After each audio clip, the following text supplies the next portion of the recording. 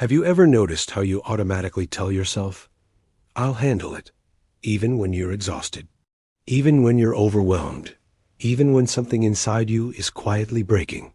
That voice didn't come from confidence. It came from conditioning. If you grew up in the 1970s, your mind was shaped in a way that feels strangely out of place today. And most people from that generation never realized it wasn't just their personality. It was how they were raised. Childhood back then didn't come with constant supervision or emotional explanations. You weren't monitored. You weren't checked on every hour. You were expected to manage yourself. If you disappeared all afternoon, nobody panicked. Nobody tracked your location.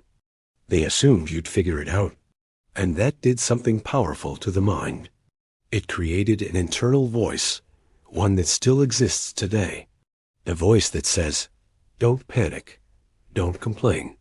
Just solve it, even when everything feels heavy." That mindset didn't come from nowhere. Most people who grew up in the 70s were raised by parents shaped by war, scarcity, or survival. These were adults who didn't talk much about feelings, because feelings didn't keep food on the table. They didn't explain stress. They absorbed it. And children learned by watching. They learned that emotions were private, problems were normal, and strength meant staying functional. Responsibility wasn't taught as a lesson. It was lived every single day. You helped. You fixed. You adapted. When something broke, you didn't wait for rescue. You became resourceful. And over time, the brain learned something subtle, but permanent. Needing help feels uncomfortable.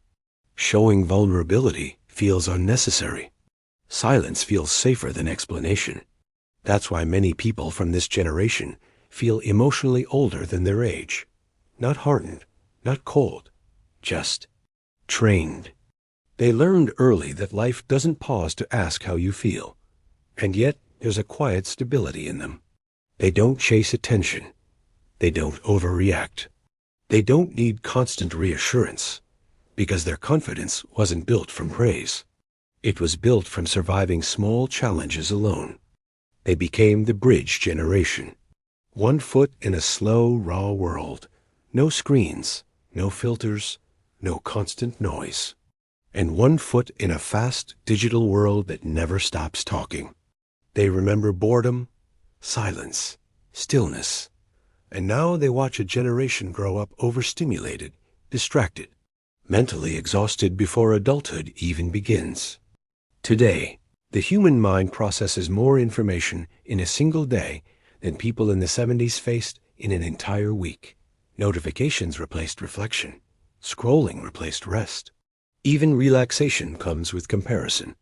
So this isn't about which generation is stronger or weaker. It's about which one was shaped by silence and which one is being shaped by noise.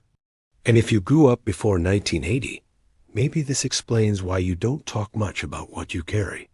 You were taught to carry it quietly. And if this made you recognize yourself in ways you didn't expect, maybe this video was never about the past. Maybe it was finally putting words to something you've felt your whole life, but never knew how to explain. Thanks for watching.